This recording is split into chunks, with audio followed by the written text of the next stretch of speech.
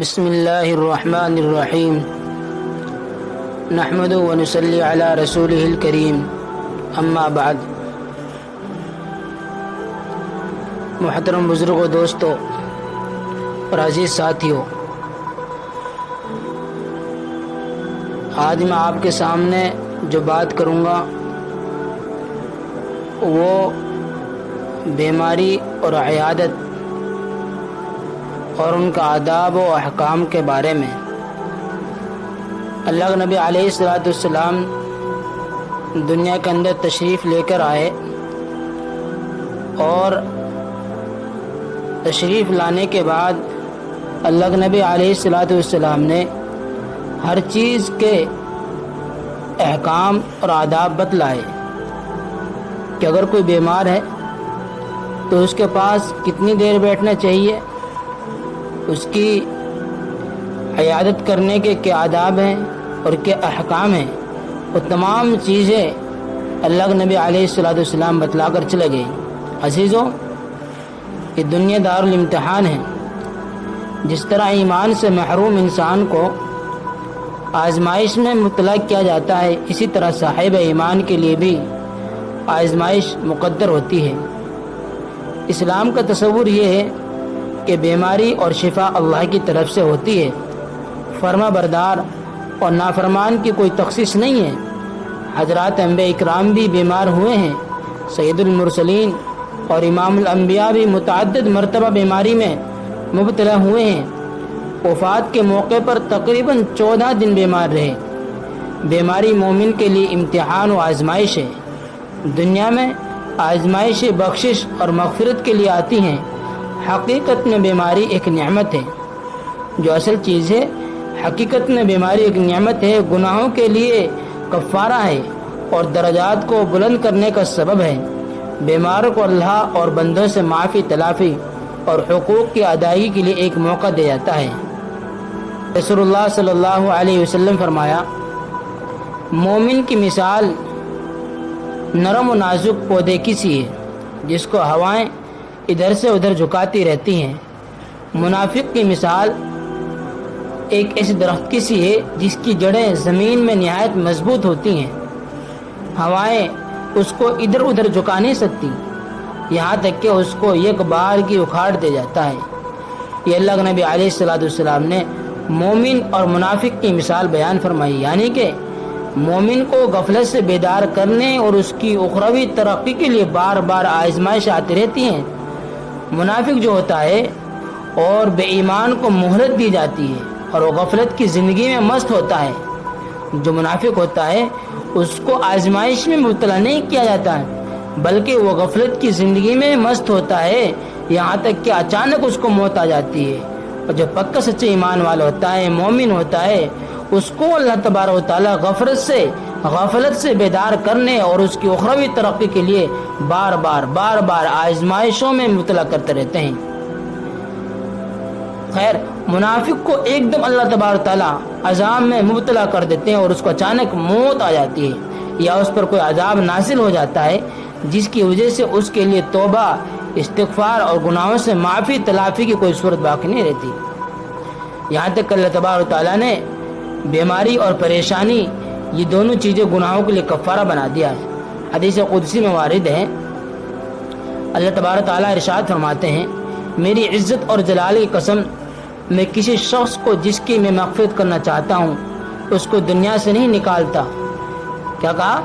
میں کسی شخص کو جس کی میں مغفرت کرنا چاہتا ہوں اس کو دنیا سے نہیں نکالتا۔ کب تک نہیں نکالتے؟ یہاں تک کہ بدنی بیماری اور رزقی تنگی میں مبتلا کر کے اس کی گردن پر موجود گناہوں سے اس بندے کو پاک و صاف نہ کروں۔ یہ اللہ تبارک و تعالیٰ اپنے جو حق بندے ہوتے ہیں، سچ بندے ہوتے ہیں، ان کے لیے اللہ تبارک و تعالیٰ کی طرف سے یہ ایک انعام ہے، یہ اللہ تبارک و تعالیٰ کی طرف سے ایک رحمت ہے۔ حضرت ابو سعید خدری اور حضرت ابو ہریرہ، یہ دونوں صحابی رضی اللہ عنہما رسول اللہ صلی اللہ علیہ وسلم سے روایت کرتے ہیں کہ آپ صلی اللہ علیہ وسلم نے فرمایا، مسلمان کو جو تھکان، بیماری، غم و رنج، کوئی تکلیف اور غم حتیٰ کہ کانٹا بھی چبھتا ہے تو اللہ تعالیٰ اس تکلیف کی وجہ سے اس کے گناہوں کو معاف فرما دیتے ہیں۔ کیا اللہ تبارک و تعالیٰ نے ایک مومن کے لیے کیا کیا تیار کر رکھا ہے۔ حالانکہ بیماری سے اللہ تبارک و تعالیٰ درجات کو بلند کرتے ہیں۔ بیماری اللہ کی طرف سے ایک رحمت ہوتی ہے، بیماری سے گناہوں کی صفائی ہوتی ہے، اور بیمار آدمی کے جنت میں درجات بلند ہوتے ہیں۔ اللہ تعالیٰ بعض بندوں کے لیے آخرت میں بلند مقام کا فیصلہ کرتے ہیں، مگر ان کے پاس وہ اعمال نہیں ہوتے جن کی وجہ سے اس کے مستحق ہو سکیں۔ اس لیے بسا اوقات بیماریوں اور آزمائشوں میں مبتلا کر کے ان کو اس قابل بنایا جاتا ہے کہ وہ آخرت کے اس بلند مقام کے اہل ہو جائیں۔ اللہ تعالیٰ جب کسی بندے کے لیے کسی اونچے مقام کا فیصلہ فرماتے ہیں، وہ بندہ اس مقام تک اپنے عمل سے پہنچ نہیں پاتا تو اللہ تعالیٰ اس کو کسی مالی یا بدنی مصیبت و پریشانی میں مبتلا کرتے ہیں، پھر اس کو اس مصیبت پر صبر کی توفیق عطا فرماتے ہیں، یہاں تک کہ اس کو اس مقام تک پہنچا دیتے ہیں جس کا فیصلہ خدا کی طرف سے اس بندے کے لیے ہوا ہے۔ اور دوستو اور عزیز ساتھیوں، اللہ تبارک و تعالیٰ نے تو مصائب و امراض پر اجر و ثواب رکھ رکھا ہے۔ ایک صحابی ہیں حضرت عبداللہ بن عباس رضی اللہ عنہ نے حضرت عطا بن رباح سے فرمایا، میں تمہیں جنتی عورت نہ دکھاؤں؟ عطا بن ابی رباح نے عرض کیا، ضرور دکھائیے۔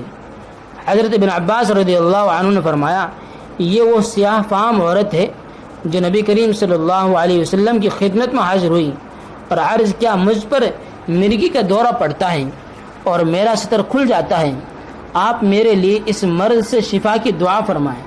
نبی کریم صلی اللہ علیہ وسلم نے فرمایا، اگر تم چاہو تو صبر کرو اور تمہارے لیے جنت ہے، اگر تم چاہو تو میں اللہ سے دعا کرتا ہوں کہ تمہیں اس مرض سے نجات دے دے۔ اس عورت نے عرض کیا، میں صبر کروں گی۔ پھر اس نے یہ درخواست کی، مرگی کے دورے کے دوران میرا ستر کھل جاتا ہے، آپ بس اتنی دعا فرما دیجئے کہ دورے کے دوران میرا ستر محفوظ رہے۔ آپ صلی اللہ علیہ وسلم نے اس کے لیے دعا فرمائی۔ دوستو، دنیا میں عافیت سے رہنے والے قیامت میں جب آزمائش والوں کو دیکھیں گے، ان کو خوب اجر و ثواب دیا جا رہا ہے، تو وہ لوگ یہ تمنا کریں گے کہ کاش دنیا میں ان کے جسموں کو قینچیوں سے کاٹ دیا جاتا اور ان کو بھی اسی طرح اجر و ثواب دیا جاتا جیسے ان آزمائش والوں کو دیا جا رہا ہے۔ بیماری کے زمانے میں صحت کے زمانے کے اعمال اور ان کا ثواب اتنا بڑا ہوا ہوگا۔ ایک صحت مند انسان جن کاموں کو کر سکتا ہے، بیمار آدمی ان کو انجام دے نہیں سکتا۔ اللہ تعالیٰ کے انتہائی فضل و کرم ہے کہ مومن بندہ کسی عمل کو پابندی اور اہتمام سے کرتا تھا، مرض، سفر یا کسی اور عذر کی وجہ سے وہ عمل چھوٹ جائے تو بھی اس عمل کا اجر و ثواب اس کے لیے لکھا جاتا ہے۔ یہ ہے اللہ تبارک و تعالیٰ کا ایک مومن کے لیے اجر و انعام۔ یہاں تک کہ اللہ تبارک و تعالیٰ نے بعض بیماروں پر شہادت کی بشارت دی ہے۔ اس بات میں کوئی شک نہیں ہے کہ صحت آدمی کے لیے ہزار نعمت ہے۔ تمام دینی و معاشرتی خدمات، اہل و عیال کی نگرانی، تجارت و کاروبار، بلکہ دنیا کا کوئی کام ایسا نہیں جس کے لیے صحت کی ضرورت نہ ہو۔ اس لیے ہر شخص تمنا کرتا ہے کہ وہ ہمیشہ صحت مند رہے، لیکن بیماری انسان کے ساتھ لگی رہتی ہے، اس سے کوئی مفر نہیں ہے، بلکہ رسول اللہ صلی اللہ علیہ وسلم نے فرمایا، اس شخص میں کوئی خیر نہیں جس کو کبھی بیماری نہیں آئی۔ لہٰذا ایمان والوں کو چاہیے کہ جب حالات سازگار ہوں، خوشی اور شادمانی کے سامان میسر ہوں، مالی وسعت حاصل ہو، تو بھی وہ اس کو اپنا کمال اور اپنی قوت بازو کا نتیجہ نہ سمجھے، بلکہ اس وقت بھی اپنے دل میں اس یقین کو تازہ کرے کہ سب کچھ محض اللہ تعالیٰ کا فضل اور اس کی بخشش ہے، اور وہ جب چاہے اپنی بخشی ہوئی ہر نعمت چھین بھی سکتا ہے، اس لیے ہر نعمت پر اس کا شکر ادا کرے۔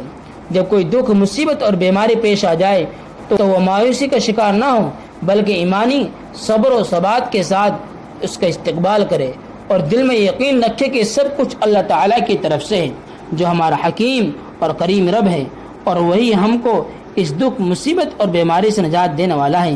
اس دنیا میں تکلیف و آرام تو سبھی کے لیے ہیں، لیکن اس تکلیف اور آرام سے اللہ تعالیٰ کا قرب اور اس کی رضا حاصل کرنا یہ صرف ان اہل ایمان ہی کا حصہ ہے جو چین و آرام اور مسرت و خوشی کی ہر گھڑی میں اللہ تعالیٰ کو شکر ادا کرتے ہیں، اور جب کسی رنج اور دکھ میں مبتلا کیے جاتے ہیں اور کوئی بیماری اور تنگی ان کو پیش آتی ہے تو وہ بندگی کی پوری شان کے ساتھ صبر کرتے ہیں۔ رسول اللہ صلی اللہ علیہ وسلم نے فرمایا، بندہ مومن کا معاملہ بھی عجیب ہے، ہر حال میں اس کے لیے خیر ہی خیر ہے۔ اگر اس کو خوشی اور راحت و آرام پہنچے تو وہ اپنے رب کا شکر ادا کرتا ہے اور یہ اس کے لیے خیر ہی خیر ہے۔ اگر اس کو دکھ اور رنج پہنچتا ہے تو وہ اس کو بھی اپنے حکیم و کریم رب کا فیصلہ اور اس کی مشیت یقین کرتے ہوئے اس پر صبر کرتا ہے، اور یہ صبر بھی اس کے لیے سراسر خیر اور موجب برکت ہوتا ہے۔ دین متین جس طرح ہم کو خوشیوں میں دوسروں کا ساتھ دے کر ان کی خوشیاں بڑھانے کی ترغیب دیتا ہے، اسی طرح دوسروں کے درد کو اپنا درد سمجھنے، اس میں شریک ہونے اور اس کے ازالے کی کوشش کرنے کی تلقین کرتا ہے۔ ایک مسلمان کی پہچان یہ کہ کسی بھی مسلمان بھائی کو بیماری اور پریشانی میں مبتلا دیکھ کر اس کے اندر رحم کے جذبات ابھریں اور اس کی مصیبت کا اسے بھی احساس ہو۔ یقیناً ایک مسلمان کا دوسروں کی تکلیف کے احساس کر کے دل جوئی اور دلداری کی خاطر اپنی مصروفیات میں سے وقت نکال کر عیادت کرنے میں اس فرمان مصطفیٰ صلی اللہ تعالی علیہ وسلم کا عملی اظہار ہوتا ہے کہ جس میں تمام مسلمانوں کو ایک جسم کی مانند قرار دیا گیا ہے۔ عیادت اور مزاج پرسی سے آپسی تعلقات میں اضافہ ہوتا ہے، ایک دوسرے کے تئیں ہمدردی اور غمخواری کے جذبات پیدا ہوتے ہیں، مریض، اس کے اہل خانہ اور رشتہ داروں کے دل میں عیادت کرنے والے کی محبت پیدا ہوتی ہے اور اتحاد کی ایک اچھی فضا قائم ہوتی ہے، گویا سماجی اور دینی دونوں ضرورتیں اس سے پوری ہوتی ہیں۔ اگر بیماری کے علم کے باوجود مریض کی عیادت نہ کی جائے اور اس کی طرف بالکل توجہ نہ دی جائے تو آپس میں عداوت، کدورت اور نفرت اور کم از کم بدگمانی پیدا ہوتی ہے۔ اور دوستو، عیادت تو مسلمان کا حق ہے۔ رسول اللہ صلی اللہ علیہ وسلم فرمایا، ایک مسلمان کے دوسرے مسلمان پر 5 حق ہیں: سلام کا جواب دینا، مریض کی عیادت کرنا، جنازے کے ساتھ چلنا، دعوت قبول کرنا اور چھینک کے جواب پر یرحمک اللہ کہنا۔ اسلام نے بیمار پرسی اور تیمار داری کو گناہوں کی بخشش اور درجات کی بلندی کا ذریعہ بتایا ہے۔ کسی بھی بیماری کی عیادت کو اللہ تعالیٰ کی عیادت کے مترادف بتلایا گیا۔ اللہ تعالیٰ کی ذات اگرچہ ہر بیماری سے پاک ہے، اسے کوئی بیماری و تکلیف ہرگز لاحق نہیں ہو سکتی، لیکن عیادت کی فضیلت اجاگر کرنے کے لیے اس طرح کی مثال بیان کی گئی۔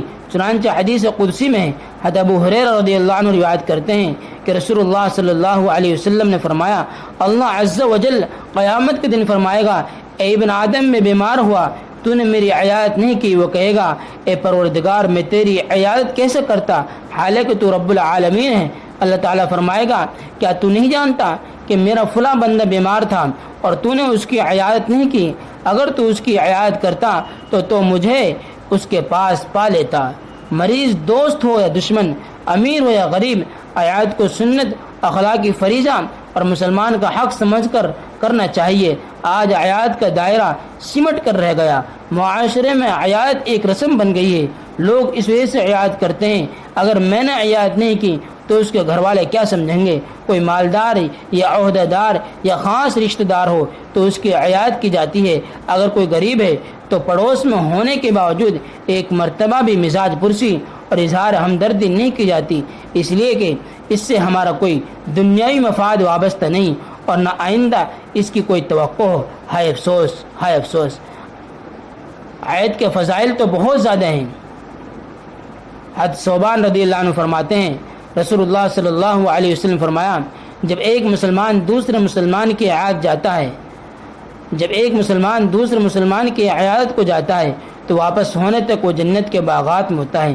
یعنی عیادت کرنے والا جب سے عیادت کے لیے نکلتا ہے تو واپس ہونے تک اس طرح ثواب کو حاصل کرنے میں لگا رہتا ہے جس طرح جنتی جنت کے باغات میں پھل توڑنے میں لگا رہتا ہے۔ حضرت ابو فاختہ رحمہ اللہ فرماتے ہیں، حضرت علی رضی اللہ عنہ نے میرا ہاتھ پکڑا اور فرمایا، میرے ساتھ حسن رضی اللہ عنہ کی عیادت کے لیے چلو۔ ہم حضرت حسن رضی اللہ عنہ کے گھر گئے، وہاں حضرت ابو موسیٰ اشعری رضی اللہ عنہ موجود تھے۔ حضرت علی رضی اللہ عنہ نے حضرت ابو موسیٰ اشعری رضی اللہ عنہ سے پوچھا، ابو موسیٰ، آپ ملاقات کے لیے آئے ہو یا عیادت کی غرض سے آئے ہو؟ حضرت ابو موسیٰ اشعری رضی اللہ عنہ نے عرض کیا، حضرت حسن رضی اللہ عنہ کی عیادت کی غرض سے حاضر ہوا ہوں۔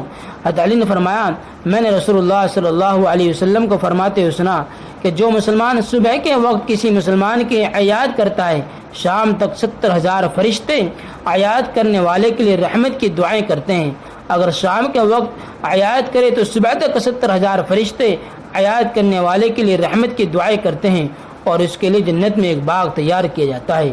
اللہ اکبر، کیا ہی فضیلت ہے۔ حضرت ابو ہریرہ رضی اللہ عنہ فرماتے ہیں کہ رسول اللہ صلی اللہ علیہ وسلم نے فرمایا جو شخص کسی مریض کی عیادت کرے یا کسی دینی بھائی سے ملاقات کرے تو آسمان سے ایک فرشتہ اعلان کرتا ہے کہ تم نے اچھا کیا، تمہارا عیادت و ملاقات کے لیے چلنا مبارک ہے اور تم نے عیادت کر کے جنت میں اپنے لیے ٹھکانہ بنا لیا۔ ایسی ایسی فضیلتیں اللہ کے نبی علیہ السلام نے عیادت کرنے کے لیے سنائی ہے۔ اور پھر عیادت کا شرعی حکم بیان کیا ہے کہ اسلام میں عیادت کو بڑی اہمیت حاصل ہے۔ اس بنا پر بعض فقہاء نے عیادت کو واجب قرار دیا ہے۔ امام بخاری کا رجحان بھی یہی ہے۔ علامہ ابن حجر عسقلانی فرماتے ہیں عیادت کا حکم اصلاً مستحب ہے، بعض اوقات بعض لوگوں پر واجب ہوتا ہے۔ عیادت کا واجب یا مستحب ہونا حالات پر موقوف ہے۔ اگر مریض کے متعدد تیمار دار موجود ہوں تو مستحب ہے، کوئی دیکھ ریکھ کرنے والا نہ ہو تو واجب ہے۔ علامہ بغوی نے یہی بات کہی ہے۔ ایک مسلمان کا فرض ہے کہ مریض کے ساتھ ہم دردی اور غمخواری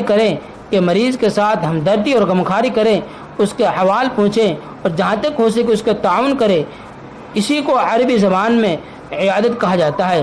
عیادت کا ادنیٰ درجہ یہ ہے کہ بیماری کی مزاج پرسی کی جائے یا تیمار داروں سے اس کے احوال معلوم کر لیے جائیں۔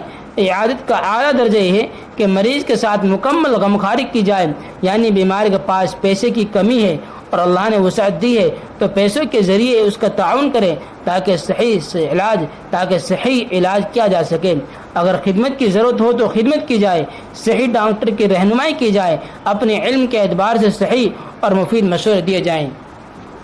تیمارداروں اور مریض کے رشتہ داروں پر لازم ہے کہ وہ اپنی وسعت و مالی استطاعت کے موافق مریض کی خدمت، اس کے علاج اور اس کی ضروریات کی تکمیل کریں۔ شریعت ہمیں بتاتی ہے کہ مریض بوجھ نہیں بلکہ سبب رحمت ہے، اس کی خدمت اور تیمارداری اجر و ثواب کے حصول کا ذریعہ ہے۔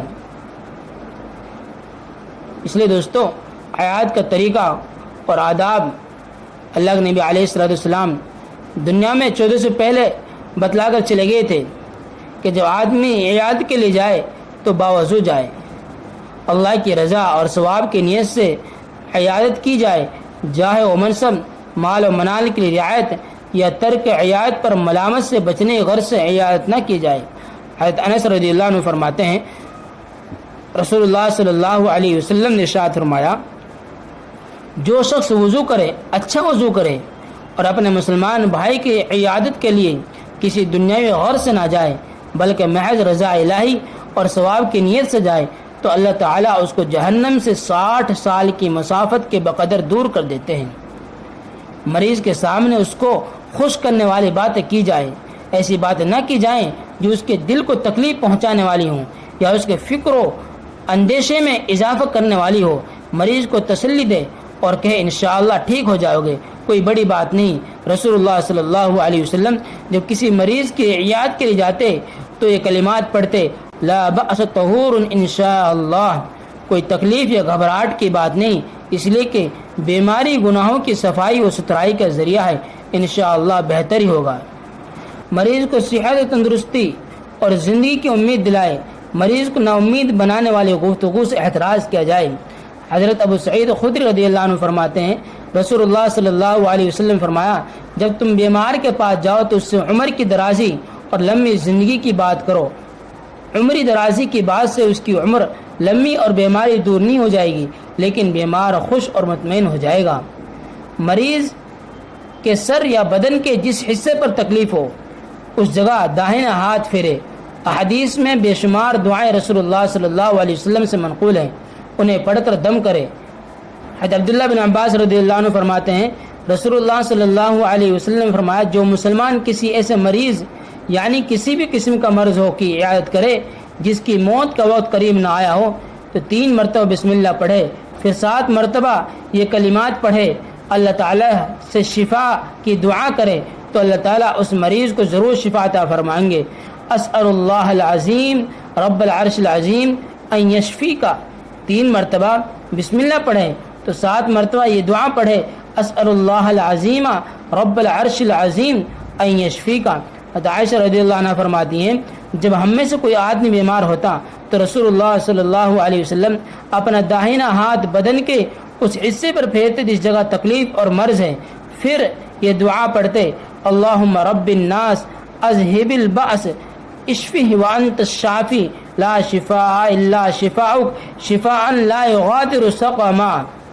اے اللہ، اے لوگوں کے پروردگار، تکلیف اور مرض کو دور فرما، اس مریض کو شفا نصیب فرما، آپ ہی شفا عطا فرمانے والے ہیں، ایسی شفا نصیب فرما جو کسی بیماری کو باقی نہ چھوڑے، سب کو دور کرے۔ مریض کے پاس زیادہ دیر نہیں ٹھہرنا چاہیے، بعض مرتبہ مریض کو آرام یا بعض خاص ضروریات کی تکمیل کا تقاضا ہوتا ہے۔ بیمار اور تیمار دار مہمان کے واپس ہونے کے انتظار میں رہتے ہیں، زبان سے کہہ نہیں سکتے، جس کی وجہ سے ان لوگوں کی تکلیف اٹھانی پڑتی ہے، اس لیے مریض اور تیمار داروں سے چند تسلی کے کلمات کہہ کر چلے آنا چاہیے۔ البتہ اگر مریض خود خواہش مند ہو اور اہل خانہ کو بھی کوئی زحمت نہ ہو تو دیر تک بیٹھنے میں بھی کوئی حرج نہیں ہے۔ مریض کے پاس شور و شغف نہیں کرنا چاہیے، اس لیے کہ شور و شغف سے مریض کو بھی اذیت ہوتی ہے اور تیمار داروں کو بھی برا لگتا ہے۔ حضرت انس رضی اللہ عنہ فرماتے ہیں کہ رسول اللہ صلی اللہ علیہ وسلم فرمایا، العیادۃ فواق ناقۃ، عیادت دودھ دوہنے کے وقت کے بقدر ہونی چاہیے۔ مریض کسی کھانے پینے کی چیز کی خواہش کرے اور وہ چیز اس کی صحت کے لیے نقصان دہ نہ ہو تو وہ چیز مریض کے لیے فراہم کرنا چاہیے۔ جب عیادت کے لیے جائے تو مریض سے دعا کی درخواست کرنی چاہیے، اس لیے کہ مریض کی دعا قبول ہوتی ہے۔ عیادت کے لیے مناسب وقت میں جائے، کیونکہ بعض اوقات مریض اور تیمار دار کے آرام اور ضروریات کا ہوتا ہے، اس لیے ان چیزوں کا لحاظ رکھنا چاہیے۔ یہ چند باتیں تھیں جو آپ کے سامنے بیان کی گئی ہیں۔ اللہ تبارک تعالی ہمیں سمجھنے کی توفیق عطا فرمائے۔ وآخر دعوانا الحمدللہ رب العالمین۔ دوستو اگر آپ کو ہماری ویڈیو اچھی لگے تو سبسکرائب کریں۔